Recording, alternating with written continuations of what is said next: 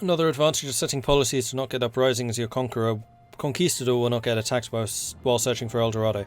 That I did not know. Good tip, Dracoran.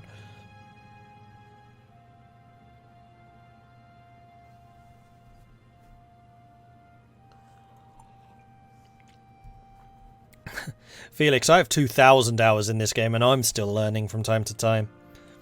Like this is definitely one of those games that like you can learn to play, but learning to master it is really difficult. Well, not difficult, it's just like always new things. And even just rediscovering stuff like the Holy Orders feature I'd completely forgotten about. That's a thing. Edict. I can turn that edict off. In fact, I can also turn off the edicts for the advancement efforts, because we now have that institution. So we may as well save ourselves some cash. Marvellous. Particularly because we're trying to save up for a manufactory. Okay, so our colonist has been dispatched, and Cap Verde is going to be waiting. So as soon as you dispatch a colonist, that place is claimed. We have planted the flag of Spain, and nobody else can send a colonist here to try and take it. That colonist will arrive in 70 days, at which point this will turn into a lovely shade of yellow to denote it as a part of Castile. Then the process of trying to actually colonize it, so you have the settlers arriving over time, will take place, and we'll talk a little bit more about that at that point. But right now that colonist is on the way. The further away the colonist is from your capital, and it is always from your capital, the longer it takes the colonist to arrive. So Cap Verde is not that far away, so it's 70 days. If we were trying to do, say, Indonesia or the Philippines, it would probably take the better part, if not longer than a year. The hills were the remnants of the great pyramids of an ancient people, and the expedition found some gold in all of that dirt. Although the expedition crew believed this to be a waste of time, and we do agree. So we gained 93 ducats. I thought I told you not to search. And we gained some money anyway. Sweet. Cool. Truce with Aragon has ended, so we could go and attack Aragon. Do we have any claims on them? We don't, so we would need to fabricate that. And both Ragusa and Florence would defend them, but that's honestly not that much of a resistance. So let's go ahead and start building a spy network against Aragon, with the intention of beginning to expand militarily. Austria declared war on Scilly. Man, Austria is being super aggro. And is getting a fair amount of aggressive expansion with the rest of Germany. This might well end up biting them. Oh, we can humiliate the rival? It's not the same. So humiliate rival CB doesn't allow you to take territory, and I definitely want territory. Mamelukes, they tell us of administrating an empire. The bureaucrats have long favoured paper over parchment and other materials due to how much easier it is to work with. There are also various measures that can be taken to make official papers harder to falsify. The invention of the watermark in Fabriano is one, the elaborate marbling techniques and calligraphy of the Islamic paper producers another. As empires increasingly come to encompass more than one continent, this need for movable authenticity and ease of use has led to imperial bureaucracies from China to Europe exclusively using paper for official documents and orders. Price of paper has gone up. Right, that's one thing I did forget to talk about, was Colonial Range. How do you get Colonial Range? Well, the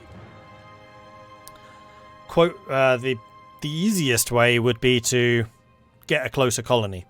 So, because we're colonizing Cap Verde, once Cap Verde has been established, I think it has to be a core. So once it has been cored, so it must be a city for that, then it will count as the nearest point, and then it will be the start place of the colonial distance. So once we have Cap Verde, we would then naturally be able to probably colonize this entire area, because then it is the closest. The other ways are, there are advisors, which increase it. There's a Diplo advisor, which will give you colonial range, I think is a plus 20%. Ideas, if you have overseas exploration, which is an exploration idea, then that will increase it by another 50%. And then just over time, technologies will increase your colonial distance here. So particularly from Diplotech 7 onwards. 7, 9, 11 all give you a bunch of colonial range, and that can really expand what you can reach. Like setting up a supply chain, yeah, exactly, with the dotting around. So just like establishing a colony here, even if you don't, or like establishing a colony, say, here in Marayo, you may not necessarily intend to colonize everything around it, but it makes a good stopping off point. Africa, classic example for this. You just like colonize a province and then use it to step into, say, South Africa, then East Africa, then India, and then Indonesia. And you can now also buy provinces from people outside of your continent to do the same thing. So if there's an organized nation with its color on the map, you can do a charter company, and this is basically you're offering them a chunk of cash to purchase that province from them. And then it becomes yours. And that's a very good way of getting your foot in the door in India, for example.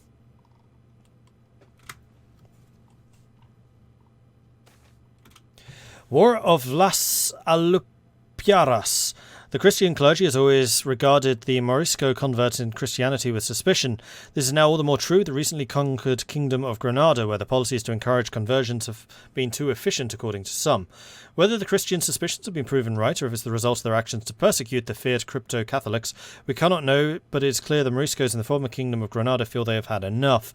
On the slopes of the Sierra Nevada mountains, the Moors have enthroned a new king of Granada, and as the revolt spreads, reports reach us of the destruction of the churches, torture and murder of Christian priests, and the open defiance of our most Catholic kingdom. So we gain a bunch of separatists in Granada. The religion changes to Sunni in all four places. So basically everything we gained from the Inquisition has just been undone. So we're going to stop you training.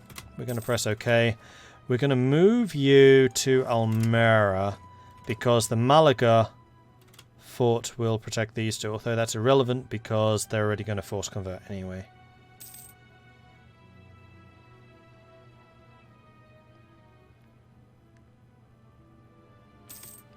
And we have a mission. What's this? West African ports. Castile is the strongest trade power in the Ivory Coast. Gain 2 mercantilism. The coast of West Africa is of vital strategic importance. Not only is it essential to establish supply stations for ships sailing around the Cape, but we must also secure a steady supply of African slaves for transport to our colonies in the Americas. We've done it probably because nobody else has a trade presence there. Alright, uprising. And unfortunately they took the fort. Which is a bit annoying. And in the meantime, we're going to need to start converting again. Off you go. Mamelukes have announced us as a rival. That's unfortunate. 10 years of separatism in Gibraltar. Are you going to win this fight? Yes, just. No. Just not. Well, sod. And you're moving to Almira. So as soon as this little bar fills, they'll automatically teleport there. So we'd like to kill them before that happens. So I think... Oh, dear. Oh, no. We're going to need to stop you on Granada if we can. Because if we just get the years of separatism in Gibraltar and nowhere else, I would call that a victory. The last jousting tournament. We can feel it in the wind. Soon our equestrian elite will be nothing more than a dream remembered. As this chivalrous tradition dies out before the onslaught of modernity, the world is changing. But for now, for one last time, let the Knights of Castile ride! So we lose 71 ducats, which is a pretty hefty amount. We lose Splendor, which is the currency used for purchasing these. And actually getting the higher developed colonies would be huge.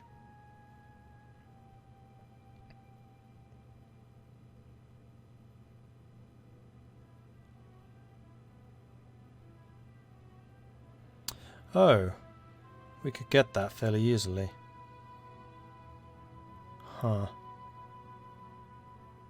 Hold 3 thrones. Could have done that. Navarra, Aragon, possibly Naples, and Castile. If only. Or we could lose 5 prestige. This gives us 10 morale, army tradition, and then prestige per year. I mean, it's a really nice bonus, but do I want to spend that money? And do I want to lose that Splendor? No. I'm not going to do it. First time, probably, ever. Then, let's see, what were the other bonuses here? This is something I really should have checked earlier. I usually ignore these, because I don't really like the bonuses. But having that +1 production tax and manpower when colonies are finished would be enormous. And I reckon we can get this because it will cost 800 splendor. You gain, I think, 1 splendor a month for every one of these you've completed, and then 1 as a regular. So we've got 4 of them already. We've discovered America. We're present on 2 continents. Wait, we've completed 2. I guess for every 1 you get 2 points, not 1 point. Also put out a fleet and that will block teleportation. I don't think it does.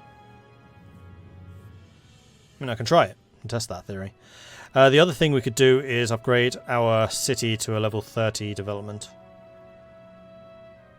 which would be another 11 points, which would get pretty expensive pretty quickly, depending on where we did it. So let's sort this by development, let's sort this by cost. So Toledo would actually be the cheapest place to develop. So if we went to Toledo, we changed the state edict to dev cost. We've already got the colonists, so we're not really waiting for anything. 1, 2, 3, 4, 5, 6, 7, 8, 9, 10, 11.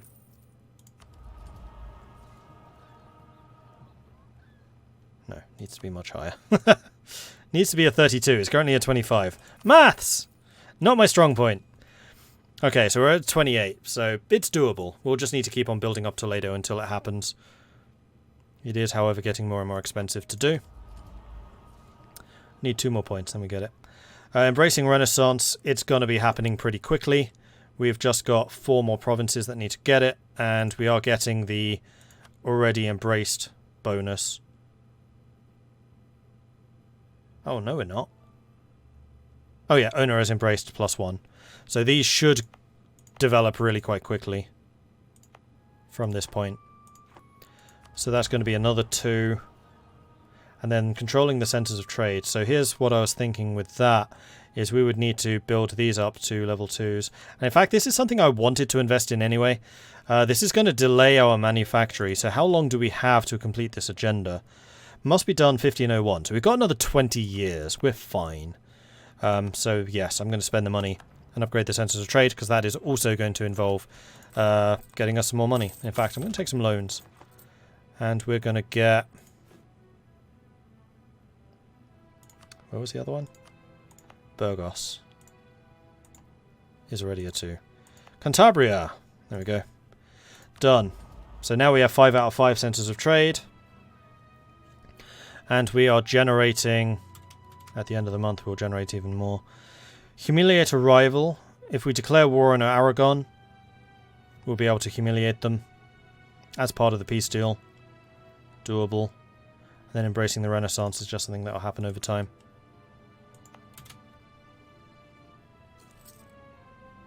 Cornelius Fowler, greetings to all. First time to the stream, liking what I'm seeing. Well, welcome. Thank you for that. Always appreciate it. Battle for Granada. So you won that, so we just have this. Okay, we were talking about the possible blockade of the teleport. Nope. That's obviously disproven that. What did you mean of the target? They're still going. I'm waiting for the end of the month just to double check. Nope. You can't block the teleports. Didn't think so. Because that's how they would teleport from, like, the islands in Denmark. And then we're going to attack you with a much larger army. Unfortunately, attacking into the mountains, which sucks. And it is going to cost us some money to rebuild this force, but so it goes. However, Juan III has become Master at Arms. We're going to retake the city of Malaga. And then that will automatically get Gibraltar back. So as soon as that's done, we'll go and start training in Toledo again. Let's build up your admin. And then we're going to have 1 more point of military next month. And done. Okay, so we have completed that. So we are now going to be generating 9 points a month. So we should hit that 800 before that Cap Verde colony is done. Which is why I'm investing so heavily in this right now. Right, so Cap Verde. This is a colony in development. This is the screen that you get. So it shows you the primary religion. It shows you who is doing the colonizing, the natives, aggressiveness and ferocity who are present, and then also the development points which will be available when you actually get that colony. So every one of these islands, for example, will have a starting development. So you do want to take a look at this when you're choosing where you want to settle. The other thing is going to be the giant question mark. If you hover over that, it'll tell you the % chance of getting different goods. At the start of the game, there are no goods present. The decision as to what that good is will be made at some point during the colonization process. So we have a 66% chance of getting fish and a 33% chance of getting naval supplies in Cabo Verde. Different locations around the world will have different chances for different goods. So for example, the Grain Coast, tropical wood, fish, ivory, naval supplies, slaves, dyes or grain. St. Vincent, sugar, cotton, coffee, tobacco, fish, naval supplies, etc. And then some places, like down here, is probably going to be gold. Livestock, coffee, wool, cocoa, gems, naval supplies, grain, wine, salt, etc. That gets decided once the settlement has reached a certain size. I'm not 100% sure what that size is. It also shows you how many settler growth you have. So currently this is growing by 20 a year. That's 20 a year, not a month. I said that wrong. And that's purely from technology. You do get a slight bonus for having a province next door. So for example, if we were already in Befada and we started colonizing Sierra Leone would grow a little bit quicker. And every month, your colonist has a chance of attracting further settlers. So every month he has a 12.8% chance of bringing in a chunk of extra people. I don't actually know how many people that is, but it can be a fairly substantial boost. So keeping the colonist present will allow that number to grow more quickly. What you can also do, however, is recall him. And that's exactly what I'm going to do. So this place is still developing. It is still designated a colonist. You do not have to have a present colonist for it to continue growing. You just need to have a colonist there to start the process. They need to have actually arrived.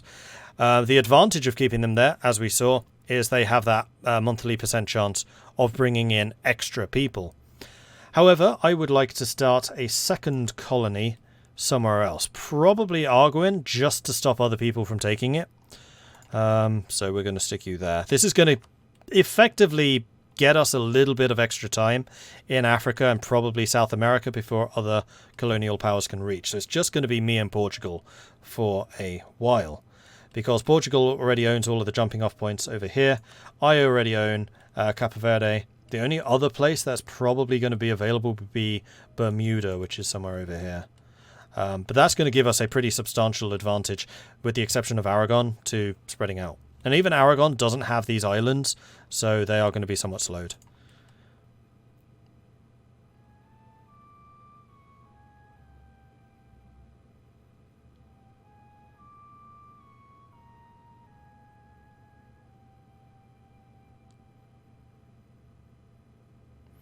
I have no idea what's going on, know how to play this game. It looks interesting, kind of like Total War, just no battle system. This is a very in-depth Total War. So it's just the campaign stuff rather than the tactical battles, which there aren't. What I would recommend doing is searching for the first of this series on Twitch. They're all called beginner-friendly something. So check out the beginner-friendly series for EU4, and I go through in quite a lot of detail exactly how to play the game. Like, you're coming in 3 episodes in, so that's 12 hours from the start of it. You really want to begin from the beginning from that. It's not necessarily important to catch this live. I will eventually be uploading this onto YouTube as well, so you can use the YouTube series, but the first episode I was a little unhappy with, because I think I was going a bit too slowly, so I want to have a chance of editing that down. But if you're just like coming into this fresh and you want to get some information, I would highly recommend you start from the beginning. Like, as much as I love you guys being here for it live, it is more useful to you starting from the start.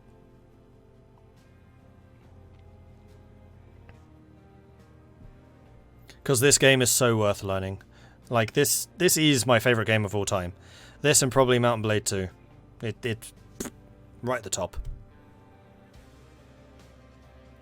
Do the areas you explore first depend on where you start? So England will explore further north than Castile. Yes.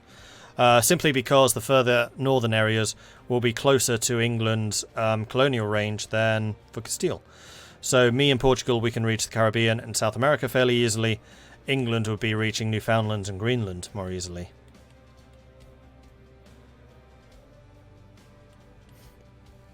And yeah, Dracorin, I was just about to mention that. So if you do have a colonist working, then there is going to be a colonial maintenance. You can reduce how much you are paying down to 0, but that will obviously slow down the rate of growth. So if you're at full maintenance, then you get your maximum settlement growth every month. Every colonist you have in action costs you 2 ducats. There's always 2 ducats, that's set. However, you can do what I'm doing right now, where you can have more than one colony in progress. So if you have, as we were going to have, Cap Verde and Arguin in progress, this is going to be 2 ducats. This is going to be an extra 4. And this rises exponentially. So if I have a third one, then it's going to be costing 8 ducats. It's going to be 2, 4, and then 8. So the more territories that you have being colonized over your colonists, it will grow incredibly expensive very, very quickly. So if you have 2 colonists, it will be 2 plus 2 and then 4 and then 8. If you have 3, it'll be 2 plus 2 plus 2 plus 4 plus 8. So basically, the more colonists you have, the more you can be building up at one time, and there is kind of a soft cap for how high you want to go.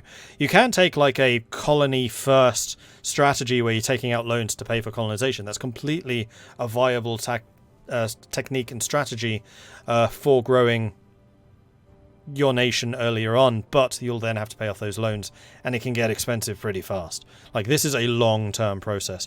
Do not expect to be getting profitable colonies until about 1600. This is very much an investment to the future. Post 1600, they will start paying off and more. They become really, really, really, really, really useful and really, really, really profitable. But early on, it is very much an investment. And it's up to you how much you want to invest into it. As Castile and Portugal, you probably want to invest pretty heavily, because you'll get that payout that much earlier. Do I play Bannerlord? I do. I'm currently waiting for the new expansion, not the new expansion, the new update for Bannerlord. And then I'll join it again.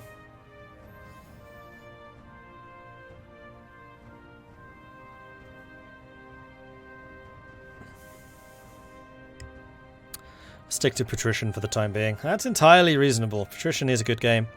And hey, if you like Patrician, you'll like Port Royal as well. Which has more of the building aspect. Port Royal 4, that is.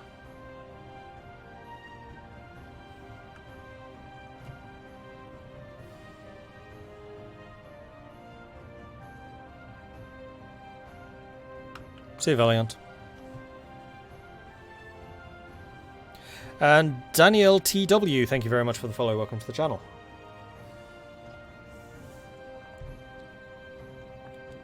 Right, I am not making much money. Why? And this is about to get even more expensive because of the... Oh, it's because I'm reinforcing. So if you hover over the exact numbers, then, or if you hover over the negatives or the positives, you can get a breakdown.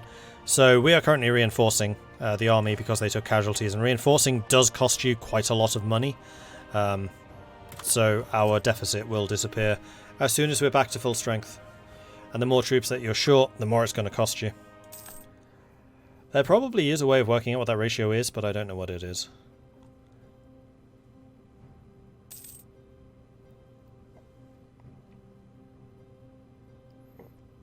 What's the way to go to war to vassalize someone?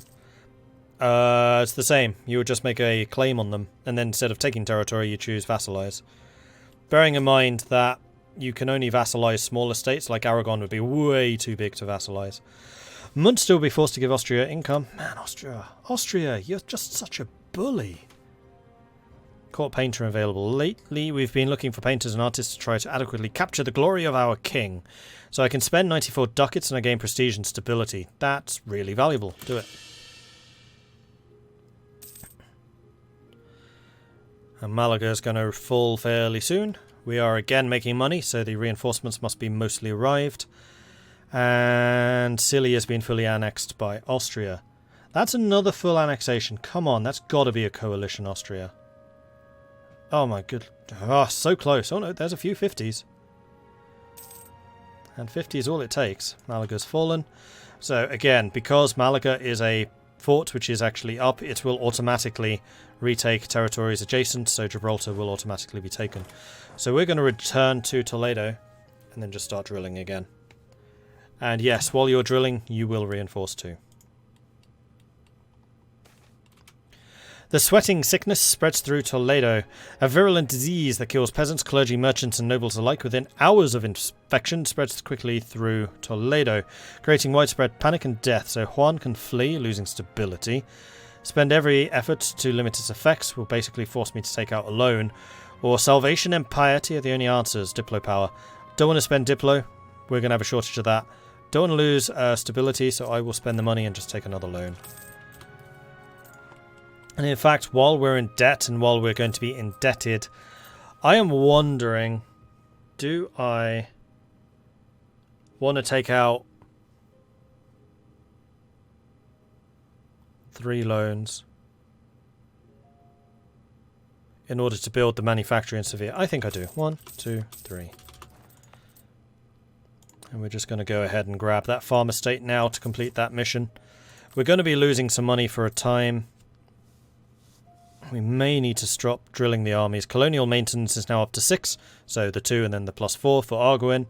But that's something I want to continue investing in. That's fine. Trade's still coming in nicely. The other thing we could do, and should do, is upgrade our gold mine. So currently La Mancha is a 333.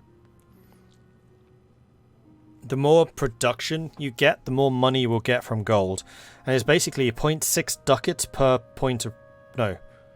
It's 0.3 ducats per point of Diplo.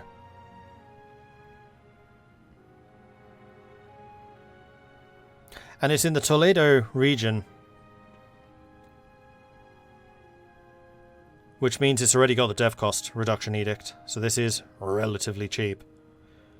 Now, one thing you should consider with gold is, 1, it can make you a bucket load of cash. There's no going around that. Gold can be incredibly valuable. I personally prefer gems because I find I can make more money out of them. And also, gems aren't a special case scenario. The thing with gold is they add no trade value. Any production that you have in gold is instantly turned into cash, which you can then spend. That's its advantage. The disadvantage is you have no trade value. I tend to play as very mercantile nations. I prefer goods which I can then steer around the world, and every node that it visits increases the value of that trade good. Definitely more advanced mechanics. Don't worry about that too much. The other thing with gold, and this is definitely a risk, is the bigger the mine, the more likely the gold is to run out. They can deplete. And if you hover over this, does it tell you the chance? There it is. With a base production of 3, there is a 0.04% chance of the mine depleting every year, halving its production. So that 0.3 ducats will become a 0.15, which is still good, but obviously less valuable. But this is a mine, a gold mine, which is in the dry lands. Usually gold is in the mountains and super expensive to develop.